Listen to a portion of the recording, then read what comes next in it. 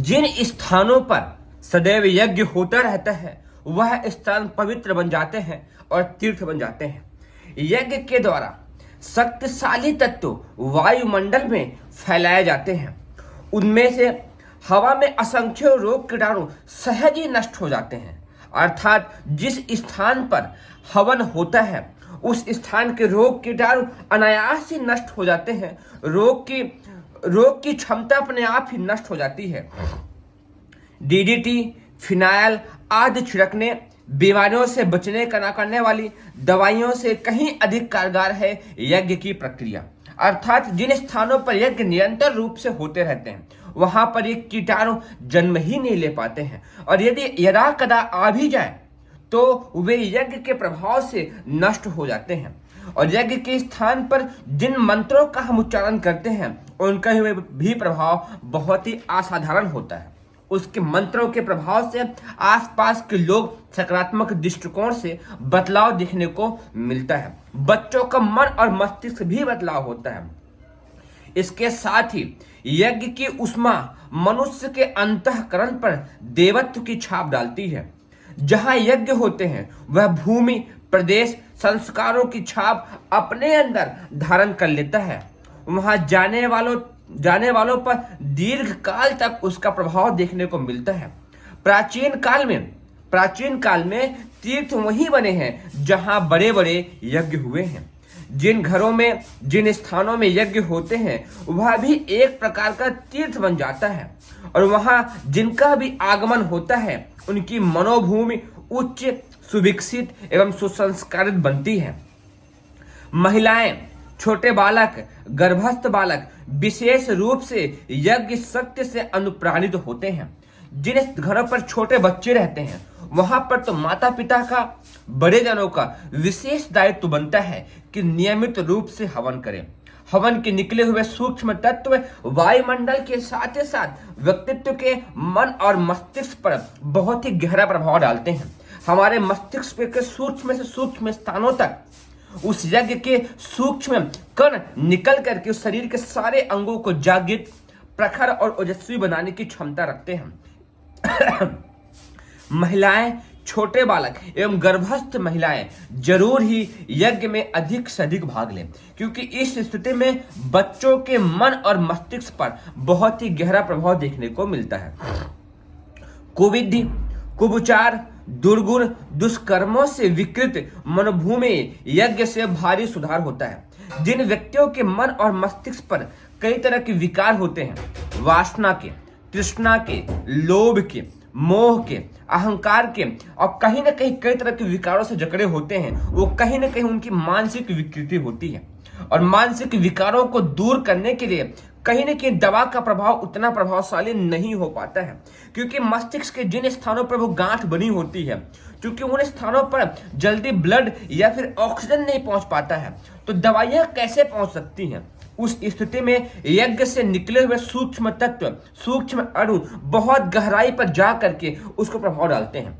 जब आप नाक से श्वास लेते हैं तो श्वास सीधे फेफड़े में नहीं आती है, वह पहले श्वास के रास्ते, नाक के रास्ते पूरे मस्तिष्क का क्षेत्र का परिभ्रमण करते हुए लास्ट में नीचे कर आती है, और फिर वहां रक्त से मिल करके रक्त के कीटाणु को भी मारने का महान कार्य करती है।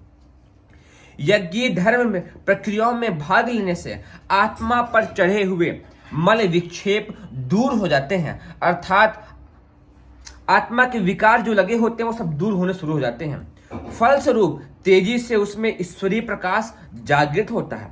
यज्ञ से आत्मा में ब्रह्मांड तत्व, ऋषि तत्व की वृद्धि दिनानुदिन होती ही चली जाती है।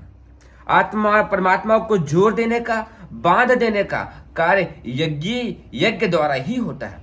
जैसे लोहे के टूटे हुए टुकड़ों को वेल्डिंग की अग्नि जोड़ देती है, जैसे लोहे के टूटे हुए टुकड़ों को वेल्डिंग की अग्नि जोड़ देती है, ब्रह्मांड यज्ञ के द्वारा प्राप्त होता है। ब्राह्मणत्व यज्ञ के द्वारा ही प्राप्त होता है। इसीलिए ब्राह्मणत्व प्राप्त करने के लिए 1/3 जीवन यज्ञ कर्म के लिए अर्पित करना पड़ता है।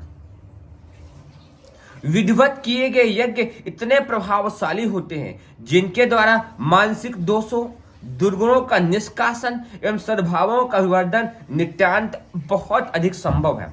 काम, क्रोध, लोभ, मोह, मद, मत्सर, ईर्षा, द्वेष, कायरता, कामुकता, आलस्य, आवेश, संशय आदि मानसिक उद्योगों की चिकित्सा के लिए यज्ञ का विश्वस्त पद्धति है। यज्ञ के माध्यम से इन विकारों को बहुत तेजी गति से ठीक किया जाता है। जिन घरों में पति और पत्नी के बीच वाद विवाद बनता है, जिस समाज में ऐसी स्थिति रहती है, यदि वहां नियमित रूप से यज्ञ हो तो सभी के मन और मस्तिष्क पर बहुत अधिक गहरा प्रभाव देखने को मिलेगा। सारी वातावरण सकारात्मकता में बदलते हुए चले जाएंगे। वायु को हम मल, मूत्र, श्वास, कल कारखानों के धुएं आदि से गंदा करते रहते हैं। गंदी वायु रोगों का कारण बनती है। वायु को जितना गंदा करें उतना ही उसे शुद्ध भी करना यह हमारा परम कर्तव्य बन जाता है। यज्ञों से वायु शुद्ध होती है। इस प्रकार सार्वजनिक स्वास्थ्य की सुरक्षा का एक बड़ा प्रयोजन सिद्ध होता है। यज्ञ का धूम्र आकाश में बादलों में जाकर खाद बनकर मिल जाता है। यज्ञ का धूम जो आप यज्ञ करते हैं उसका जो धुआं होता है वो आकाश में जाकर बादलों में जाकर खाद बनकर मिल जाता है। वर्षा जल के साथ वह पृथ्वी पर ही आता है, जिससे पर्जन्य कहते हैं, जिसमें परिपुष्ट अन्न, घास, वनस्पतियां उत्पन्न होती हैं, जिनके सेवन से मनुष्य तथा पशु पक्षी सभी परिपुष्ट होते हैं।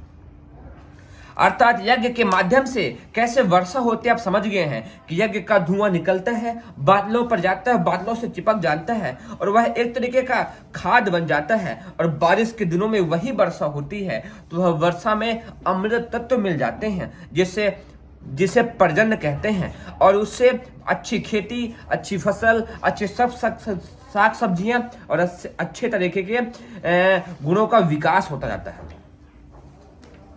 अनेक कामनाओं की पूर्ति के लिए अनेक विधानों के साथ अनेक विशिष्ट यज्ञ भी किए जाते रहे हैं। दशरथ ने पुत्रेष्ठ यज्ञ करके 4 उत्कृष्ट संतानें प्राप्त की थी।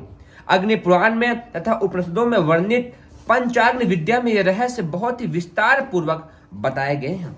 विश्वामित्र आदि ऋषि प्राचीन काल में असुरता निवारण के लिए बड़े बड़े यज्ञ करते थे। राम लक्ष्मण को ऐसे ही एक यज्ञ के लिए रक्षा के लिए स्वयं ही जाना पड़ा था। लंका युद्ध के बाद राम ने 10 अश्वमेध यज्ञ किए थे। महाभारत के पश्चात कृष्ण ने पांडवों से एक महायज्ञ कराया था। उनका उद्देश्य युद्धजन्य विक्षोभों से क्षुब्ध वातावरण की असुरता का समाधान ही करता था। बुरे लोगों के नष्ट होने पर भी उनके नकारात्मक विचार वह घूमते रहते हैं। उसको ठीक करने के लिए यह एक बहुत ही गहरा विधान है। इसीलिए आप अपने घरों में नियमित रूप से हवन करिए। उसके सकारात्मक प्रभाव से आसपास जितने भी नकारात्मकताएं होंगी वो सब दूर होती चली जाएगी। जब कभी आकाश के वातावरण में असुरता की मात्रा बढ़ जाए तो उसका उपचार यज्ञ प्रयोजन से बढ़कर और कुछ हो ही नहीं सकता।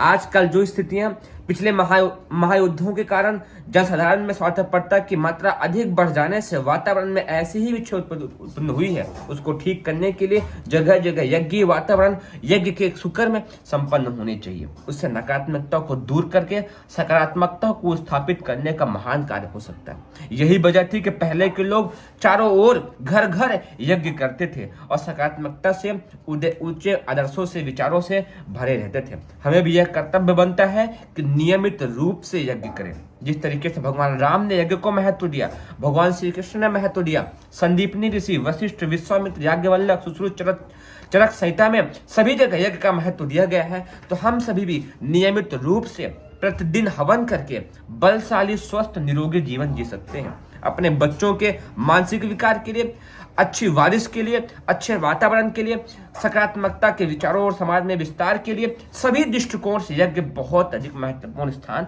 रखता है।